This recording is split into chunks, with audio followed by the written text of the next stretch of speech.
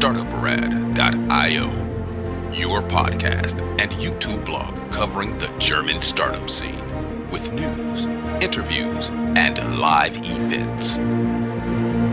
Hello and welcome everybody. This is Joe from Startuprad.io, your startup podcast and YouTube blog from Germany, as well as the world's first 24/7 internet radio station dedicated to tech companies and startups.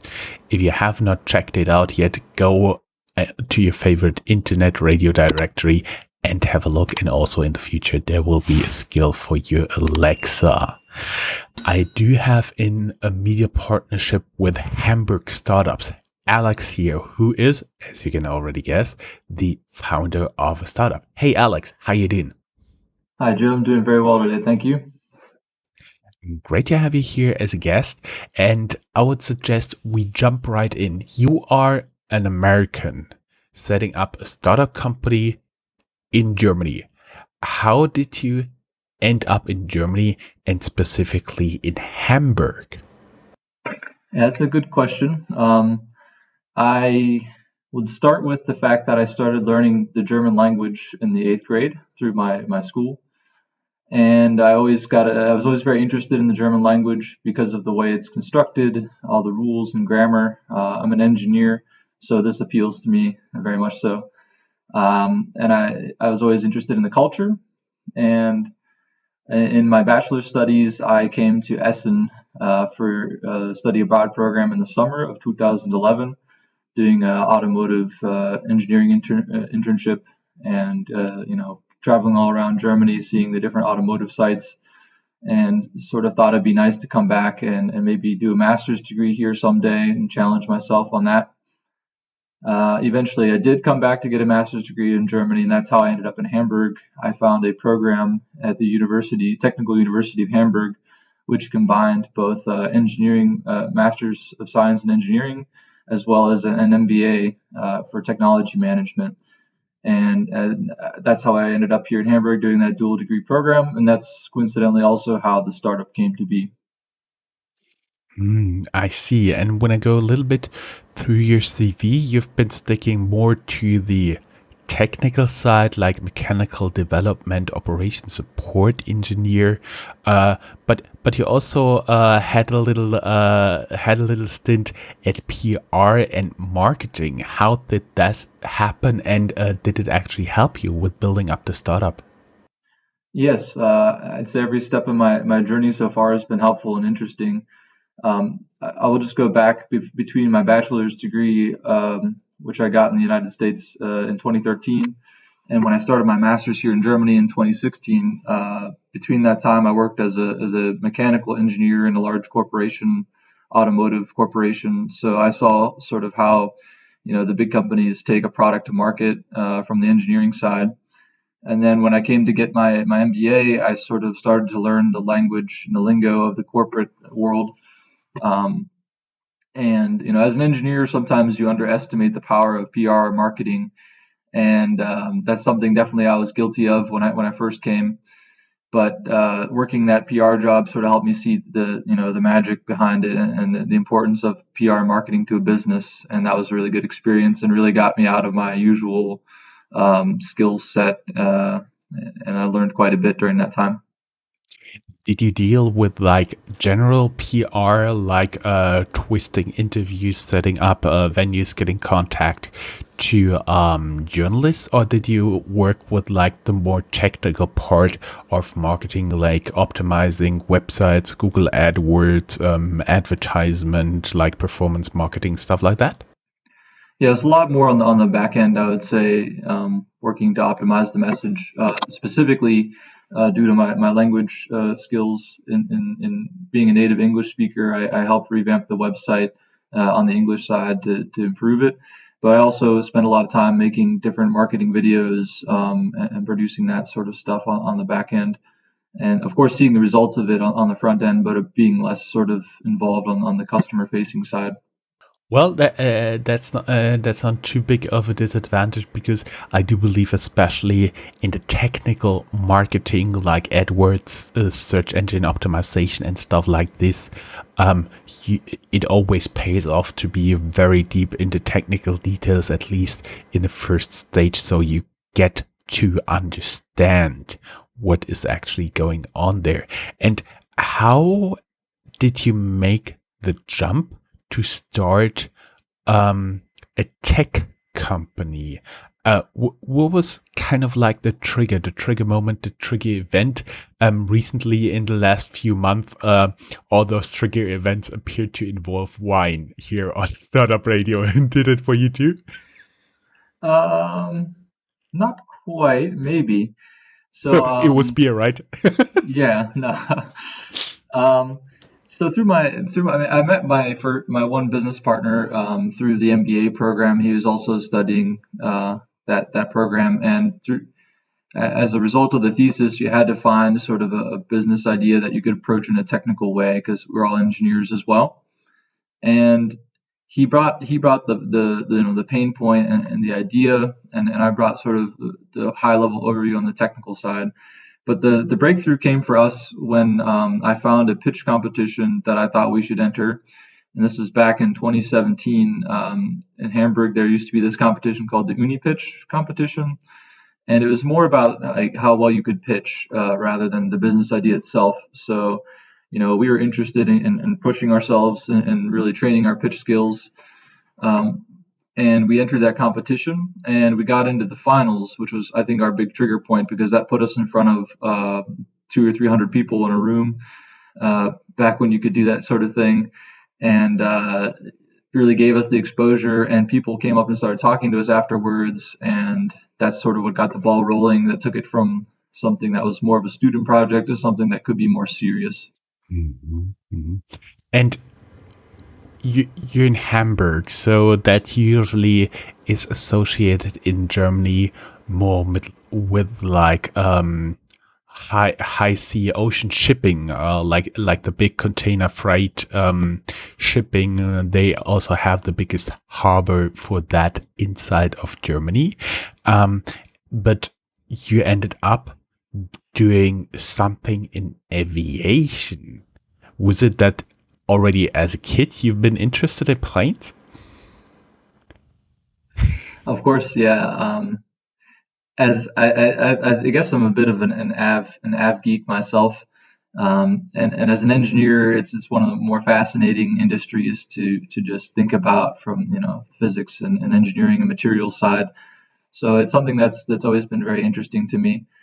And Hamburg has a great aviation network as well. I don't know if that's widely known that it's the third biggest aviation hub behind Seattle and Toulouse, France. So there's some pretty big companies located here, and that's part of the reason we decided to stay around in Hamburg because the ecosystem was so strong here with aviation as well. Just to be clear, they do have aviation industry, meaning lots of like plane actual building. They have a big factory for Airbus there, as well as all the nitty gritty parts and details you would need around that. But in terms of like air traffic, especially like passengers or freight, Hamburg is not that big. It's big, but it's like not in the top three globally. Just to make sure of that. And Yeah. basically, you ended up there. You always like planes. And how did you come up with the actual idea, like a collision warning? So this came from the pain point itself. My business partner Andrew was aware of this competition that the FAA would have each year in the states, and they would bring various pain points to the table to say, this is a problem that the industry is dealing with. They basically put out a call to see, how people can solve it. And this pain point of colliding aircraft with hangars or with other aircraft while they're being moved or towed on the ground was one of the pain points, I believe, back in 2017. And so he saw that, and we sort of looked at it like that sort of a silly thing that you have these $300 million aircraft sometimes that that you somehow just bump into a building. And the automotive industry has solved this problem already. There's little parking systems that beep at you. So why can't the aviation industry have something similar? And that's sort of how we came about the pain point.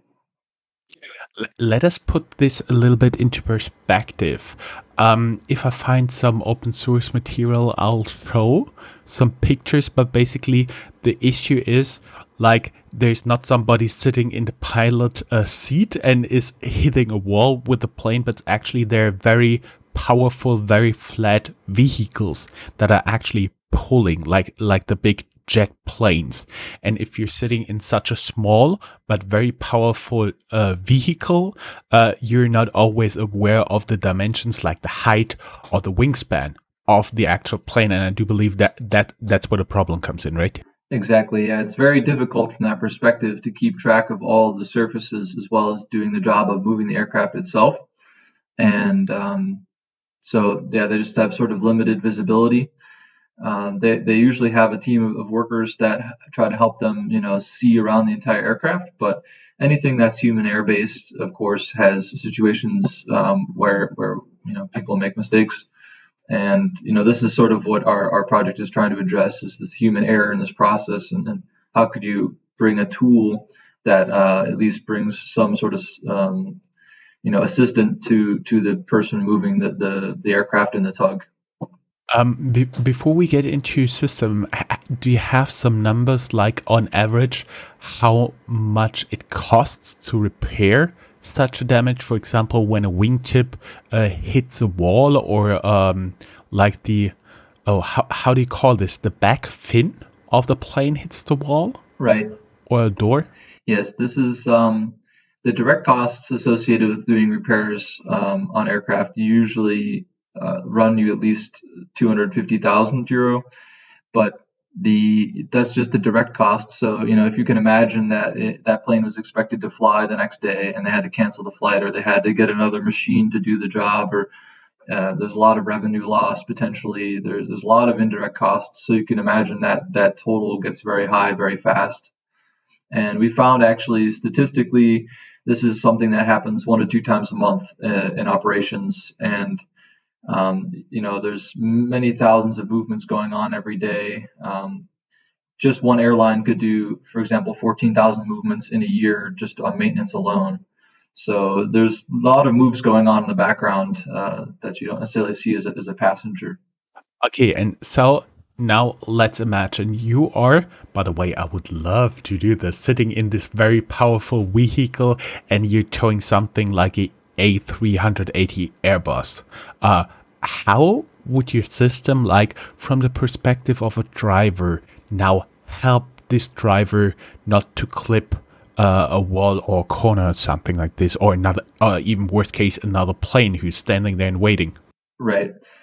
So the system that we're using is based on Lidar technology, and it's constantly scanning the environment, looking for what is out there. And if something enters basically the collision risk zone, then that information is communicated back to the driver sitting in the tug. And this can be done a number of ways, but one way we have currently set up is it sort of gives you a bird's eye view of the aircraft. And when an object enters a certain zone, then the warning shows up on this bird's eye view showing you where it is, so that you can stop and look and see what the potential collision is, and get a better understanding of your surroundings in real time. In real time. Your company is called Evitado. How far are you guys with your current tool, with the current solution? Yes. Actually, just a quick note: we were formerly called Flugilo, and that's what we had done a good deal of our pre-founding work underneath that name. You guys don't do the easy names, right? No, it's Esperanto for wing. Flugilo is Esperanto for wing. So we are trying to find something along like wing protectors or wing watchers. Um, but we found that name is not necessarily internationally compatible. It's good for Germans because Flug is a German sort of word, but outside of German market. People had a hard time with it. So we changed it to Evitado, which is sort of the root for avoidance. So we have collision avoidance technologies is the idea of the name. So currently, we founded the company in July of 2019. We had done some work with the Airbus BizLab Accelerator, really understanding the pain point, watching them move aircraft for about 2 weeks in their facilities before we even put something down on paper of a first design. And we spent some time on a high level overview, using LiDAR in this environment because it hadn't really been used. 3D LiDAR hadn't been used in this environment before. So we were just sort of proving that the data would give you enough information to see the surroundings properly. We currently have a very high functioning prototype that we can bring to customers to do demonstrations that we will give over for a couple months at a time to do trials so they can understand how the tool would fit in their operations. We're sort of in the product market fit stage, just really validating that and validating the value addition to the customer that we think our tool provides. And we're also consequently raising a seed funding round to finish this product market fit stage that we currently find ourselves in. Um, I I have multiple questions on that, but first, when you said you've been with Airbus and watching several weeks how they actually move those big to extremely big planes, I had like instantly the picture in my head, you sitting in a camping chair, one hand bag of chips, the other hand a can of some soda, and watching planes. Was that the case? More or less, yeah. They took us around. I mean, it was a great experience because we got to go with the end users of our eventual tool, and really understand from their point of view what their job was like, what their requirements are, both from a hard perspective of like what is the maximum weight of the product to a soft perspective of, how would it actually make their lives better. Because in a B2B business, of course, you're saving your end users money or time. That's the given, but you have to also offer them, peace of mind, or you have to make their lives better in some way. And that's some of the soft skills we picked up doing that internship. And we also were able to forge a really good relationship with the end users and sort of, get into their persona and understand what their needs are. It was a really great experience. Oh yeah, I think so. I would just go there just to sit there and move and look the planes moving with the soda and a bag of chips. But you're talking about LiDAR and your product. How far does it go? Is it like only the LiDAR sensors? Is it software behind it? Will it be eventually like a monitor, like a flat screen in the tow vehicle itself? Yeah, so currently the system wirelessly communicates to like a tablet, and the tablet is the user interface that sits with the tug driver and does that in real time. Mainly, what we do, although we have a hardware product or hardware system that we end up putting together, we're actually more of a software company. So we're doing is we're working on the robotics software topics that are the same as what you find in the self-driving car industry, but we're taking these and transferring them to these industrial applications to move these large assets. So in a sense, our first use case is moving a commercial aircraft, but the system can be used for really any asset that you want to move. And it's quite powerful if you think about you don't have to really wait for the industrial automation revolution because it's here now. You can install our system on any asset you'd like to move, whether it's a smart asset or not. So that's sort of the overall vision of our company, and more why we see ourselves as a software provider than the hardware provider. Okay, before I get in, like my last question, there was one in between because when you're talking about what you guys are actually doing, that you're providing it on a tablet, the final output. I was thinking there are many companies out there who do some very sophisticated flight simulators. Have you ever given consideration to do this actually as a simulator, as a like more or less realistic game as well? Oh, we would love to add our tool to the Microsoft Flight Simulator, for example, because that is a beautiful. I don't know if you've seen that. Maybe the Av geeks in your community might play Microsoft Flight Simulator, the most recent one they've released. But it's beautiful. It's so well done. The graphics are so realistic, and the operations are so real.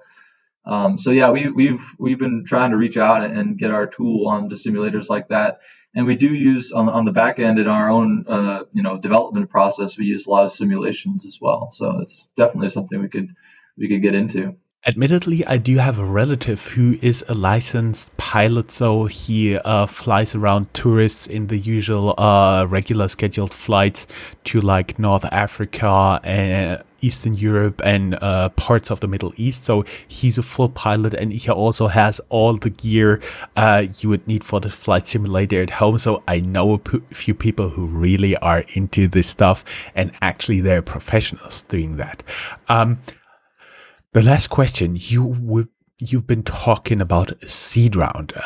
How much are you looking at, like in terms of raising total money, and when are you looking to close it? I assume um, the current situation with Corona kind of extended your time horizon when you're looking to close this round. Yes, the COVID situation has been quite interesting for us. It's given us a firsthand lesson on how to manage a little crisis. Obviously, the commercial aerospace industry was pretty well impacted by the pandemic, and that's challenged the validation of the business model, especially last year. What we have been seeing this year is that the market is picking up again, and a lot of interest has come back to the table. It's not The market argumentation is not so critical for us right now because we don't need the whole market to pick up. We just need one or two initial paying customers to say yes and to trial our product and to use it in their operations.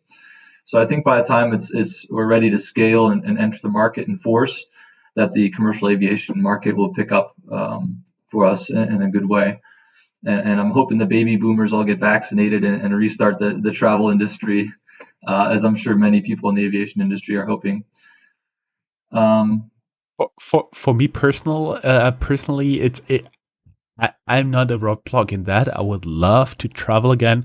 Basically, since Corona, my horizon has been limited to my apartment since I'm working from home, getting around like grocery shopping and drive to my mother's place. That's about it. No more.